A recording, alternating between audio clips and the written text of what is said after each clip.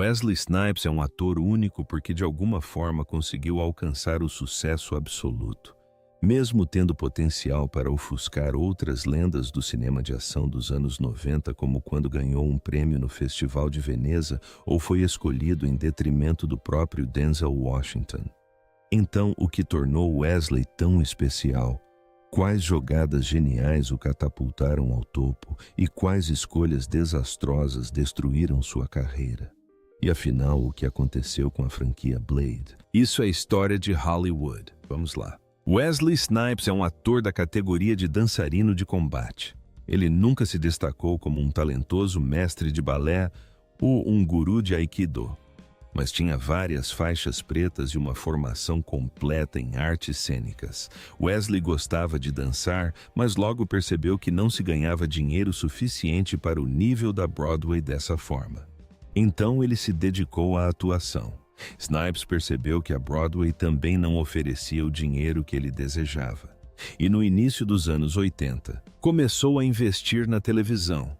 Não é como se Wesley tivesse que batalhar incessantemente pela fama com pequenos papéis de figurante em programas aleatórios. Em 1986, ele já havia conseguido sua estreia na comédia Wildcats, onde Woody Harrelson também estava começando sua carreira. A comédia esportiva não se tornou muito popular, mas Snipes provavelmente não ficou muito chateado. Ele conseguiu seu primeiro filme, um salário considerável de $30 mil e alguma experiência em um gênero que logo lhe seria útil. Após sua estreia, Snipes apareceu no videoclipe de Bad, de Michael Jackson, dirigido por Martin Scorsese. Quando o diretor Spike Lee viu Snipes lá, ficou muito impressionado e convidou o ator para participar de seu filme Faça a Coisa Certa. Este filme mais tarde receberia várias indicações ao Oscar, mas Snipes escolheu novamente a comédia esportiva. E honestamente ele não se arrependeu. Major League arrecadou $50 milhões nas bilheterias com um orçamento de 11 milhões. Mesmo com Tom Berenger, Charlie Sheen, René Russo e outros titãs em cena, Snipes não passou despercebido e foi elogiado por seu papel. Embora o diretor tenha brincado mais tarde que o pior jogador de beisebol no set era definitivamente Snipes e o ator até se recusou a tocar na bola. Após o sucesso de bilheteria de Major League, Wesley Smith emplacou outro sucesso, o thriller policial New Jack City. Spike Lee então decidiu não desistir de um ator tão talentoso e finalmente escalou Snipes para seu próximo filme, Mo Better Blues. Foi nesse filme que Denzel Washington contracenou com Wesley. Aparentemente, Denzel não se saiu tão bem assim, pois após esse filme, Spike Lee chegou a algumas conclusões surpreendentes. Ao produzir seu próximo filme, Jungle Fever, Spike teve que escolher entre Snipes e Washington, e optou por Snipes considerando Denzel um ator bastante modesto em comparação. Para Wesley, Jungle Fever acabou sendo o grande divisor de águas em sua carreira, e o mesmo aconteceu com Samuel L. Jackson. Jackson, na verdade, se beneficiou ainda mais com o filme, ganhou um prêmio em Cannes e recebeu elogios da crítica que afirmou que há tempos não via uma interpretação tão convincente de um viciado. Mais tarde, Samuel brincou dizendo que talvez seu próprio vício na época tivesse algo a ver com isso. A essa altura, o ator Xavier Talchave, entendido que também era possível ganhar dinheiro por trás das câmeras, então lançou sua própria produtora. Se isso foi genialidade financeira ou pura ganância, só o tempo dirá. Aliás, além da produtora, Wesley também administrava uma empresa de segurança que fornecia guarda-costas para diversas personalidades importantes, todos treinados na arte sagrada da dança de combate. O ator humildemente batizou o projeto de Amen-Ra. Em 1992, Wesley aceitou participar de vários filmes simultaneamente. O primeiro era uma comédia esportiva já conhecida com um parceiro igualmente conhecido, Woody Harrelson. O título Homens Brancos Não Sabem Enterrar, White Men Can't Jump já dava uma pista clara de quem seria o astro do basquete. Mas na realidade as coisas eram ainda mais engraçadas. O cineasta disse que Woody jogava basquete muito melhor que Snipes. Durante a seleção do elenco, eles chegaram a testar as habilidades de basquete dos atores. E foi por isso que Keanu Reeves não entrou para o filme. Aparentemente, Keanu mostrou algo tão assustador que o dispensaram imediatamente. Charlie Sheen também poderia ter estrelado o filme, mas recusou dando o papel a Woody Harrelson. E enquanto Charlie ia para outro filme fracassar, Homens Brancos Não Sabem Enterrar, arrecadou 91 milhões de dólares nas bilheterias com um orçamento de apenas 10 milhões. Na mesma época, estreou o filme de ação Passageiro 57. Snipes teve muita sorte. Inicialmente, o ator não estava previsto para o filme. O plano era escalar Sylvester Stallone. E talvez tivesse dado certo se não fosse por cliffhanger que Sly gostou mais. Depois que Stallone desistiu, o orçamento de Passageiro 57 foi drasticamente reduzido e os produtores em pânico começaram a procurar outra estrela. Eddie Murphy não recusou a oferta, mas modestamente pediu um cachê ainda maior do que o de Stallone. Denzel Washington não pediu nada, apenas recusou. Só depois disso, os produtores recorreram a Wesley Snipes. Passageiro 57 não foi um grande sucesso, mas teve um desempenho razoável e provavelmente se consolidou como um sucesso quando as vendas de vídeo doméstico decolaram. Snipes disse mais tarde que este foi o filme que o fez se apaixonar por filmes de ação. Quase na mesma época, ele também estrelou um pequeno drama, The Water Dance, que se saiu muito bem em festivais e muitos céticos começaram a chamar Snipes de ator talentoso. Então Wesley tinha talento de sobra para conseguir papéis dramáticos e impressionar algumas pessoas ao longo do caminho. Mas quando a febre da ação começou, não havia como pará-la. Demolition Man é um filme icônico do início dos anos 90 e, seguindo a boa e velha tradição, deveria ser completamente diferente. A primeira escolha dos produtores para o papel principal foi Jean-Claude Van Damme. Jean-Claude não se importou em aceitar o papel, e a única coisa que faltava era um oponente igualmente talentoso. Os produtores ofereceram o papel do vilão a Steven Seagal. Mas eis o problema: o grão-mestre de Aikido anunciou repentinamente que não interpretaria um vilão. Os produtores correram de volta para Van Damme e tentaram convencê-lo a trocar de papéis, mas o belga também queria ser o mocinho. Depois de quase brigarem por quem interpretaria o bom moço, ambos os mestres deixaram Demolition Man. Depois disso, Stallone se juntou ao projeto e naturalmente assumiu o papel de herói imediatamente. Ele então tentou fazer com que Jackie Chan interpretasse o vilão, mas surpreendentemente Jack também não queria interpretar um personagem mau. Somente após toda essa ginástica mental, Snipes foi contratado. Ele não teve problema nenhum em ser o vilão, mas então o estúdio desistiu. Pessoas muito importantes simplesmente temiam que ter um ator negro interpretando um assassino em massa causasse problemas na mídia. Mas Snipes realmente queria estar no projeto e Stallone insistiu na contratação do ator de sua preferência. Wesley recebeu 4 milhões de dólares por esse papel, o que significa que em apenas 2 anos seu salário passou de 50 mil dólares por Febre da Selva para 4 milhões por Demolition Man. O filme teve um bom desempenho nas bilheterias, arrecadando 159 milhões de dólares. Mas o estúdio claramente esperava mais. O plano era que Demolition Man tivesse uma sequência e uma prequela com o retorno de Wesley Snipes. Mas depois de resultados como esse, todos os planos ambiciosos foram abandonados. Logo em seguida, Demolition Man estreou Boiling Point. A ideia principal era dar a Dennis Hopper um grande retorno, mas na sala de edição, Dennis por algum motivo não interessou a ninguém. Então, o papel de Hopper foi reduzido e o de Wesley Snipes foi ampliado. Rising Sun se saiu melhor. Snipes contracenava com Sean Connery. Para que Wesley pudesse participar deste filme, Michael Keaton teve que deixar a direção. Acontece que Keaton detestava a ideia de Snipes interpretar um personagem branco assim como no livro.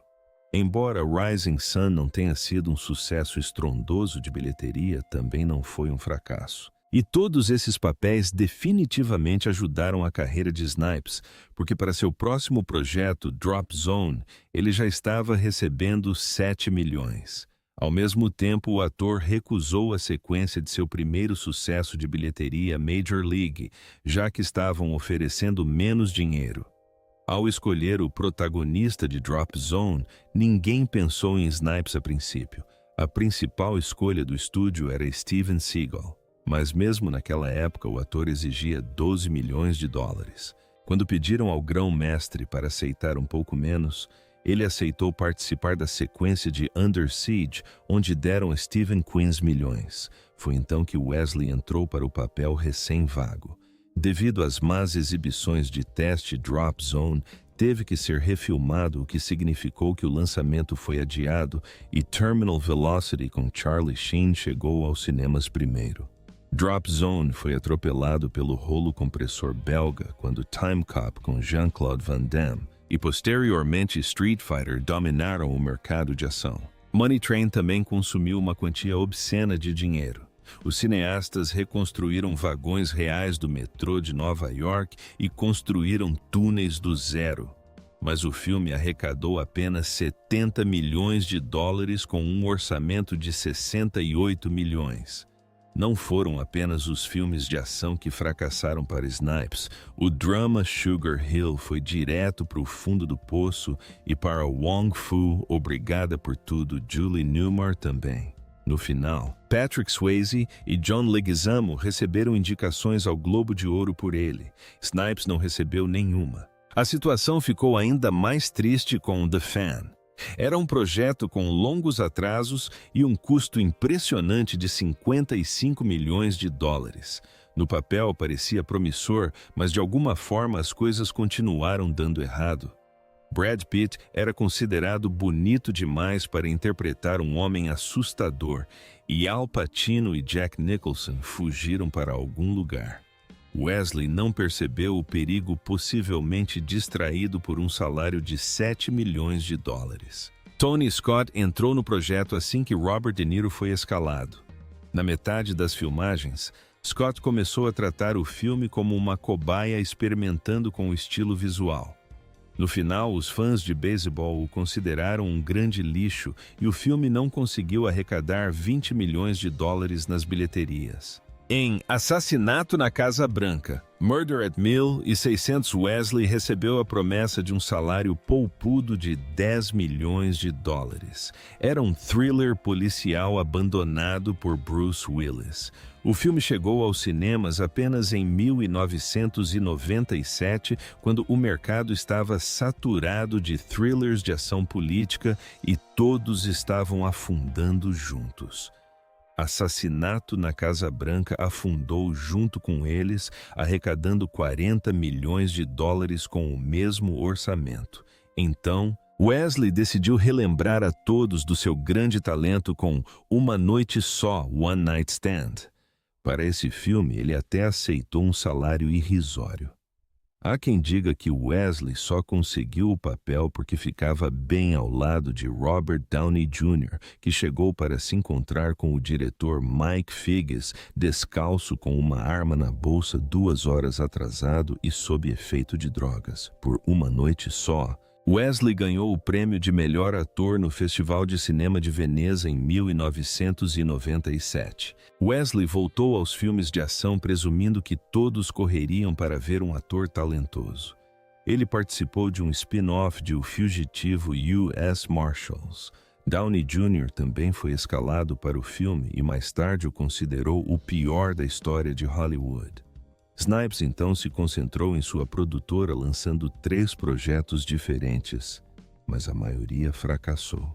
No geral, em 1998, a carreira de Snipes parecia o primeiro ato de um grande drama. Mas foi exatamente nesse momento que Blade finalmente chegou às telas. No início, ninguém queria Snipes para o papel de Blade. Para o protagonista, o estúdio queria Lawrence Fishburne ou Denzel Washington. Os atores ficaram receosos ao verem o projeto, lembrando-se de Batman e Robin. Em certo momento, o roteirista David Goyer chegou a ser solicitado a tornar o personagem principal branco apenas para ampliar as opções de elenco. Snipes, porém, não tinha medo de quadrinhos. Na verdade, ele estava tentando conseguir um papel em um futuro filme do Pantera Negra. Foi então que o estúdio percebeu que Blade era necessário naquele momento. Snipes estava seriamente preocupado com seu futuro e se envolveu em cada detalhe do filme. Ele até mesmo implicava com seu colega Stephen Dorff, pensando que Dorff era apenas um ator contratado, enquanto o próprio Snipes era um produtor talentoso. Praticamente ninguém acreditava em Blade. Os analistas achavam que o público ignoraria um filme sobre um herói pouco conhecido. Mesmo assim, Blade conseguiu desbancar o resgate do soldado Ryan do topo das bilheterias americanas. Com um orçamento de 45 milhões de dólares, Blade arrecadou 131 milhões de dólares no mundo todo e teve um desempenho incrível em home video. Logo depois, Matrix chegou aos cinemas. E alguns dizem que as irmãs Wachowski se inspiraram em Blade porque certos elementos parecem suspeitosamente semelhantes. Assim que Blade foi lançado em home video, o estúdio anunciou imediatamente uma sequência. Snipes só precisava continuar aceitando salários mais altos e foi exatamente isso que ele fez. Para Blade, Guillermo del Toro foi contratado. Del Toro disse mais tarde que ninguém entendia o personagem de Blade melhor do que Snipes e muitas das ideias de Wesley foram incorporadas ao filme. Snipes embolsou 10 milhões de dólares por seus serviços.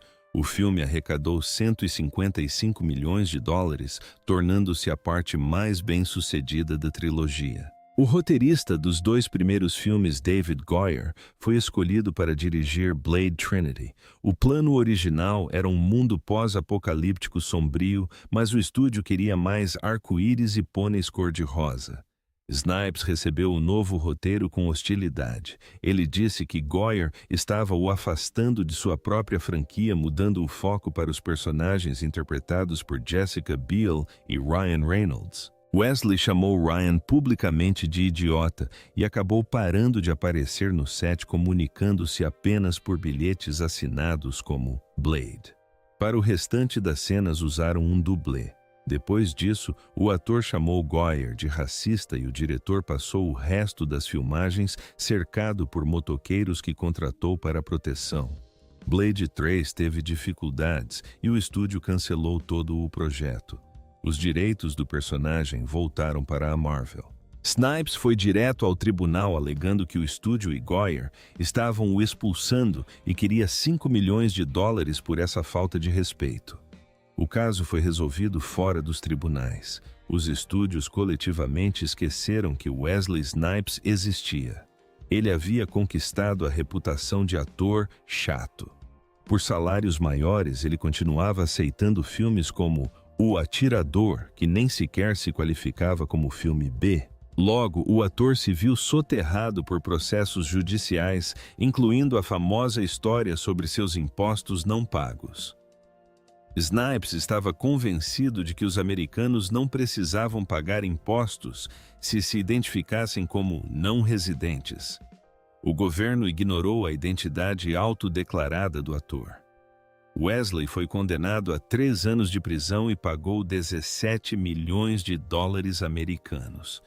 Ele acompanhou o sucesso de Brooklyn's Finest de trás das grades. Quando saiu da prisão em 2014, Sylvester Stallone o convidou para Os Mercenários 3. Spike Lee também lhe ofereceu um papel em She-Ra, mas esses papéis não foram suficientes para revitalizar sua carreira. Os rumores sobre o retorno de Blade começaram em meados da década de 2010, mas com Mahershala Ali no lugar de Snipes.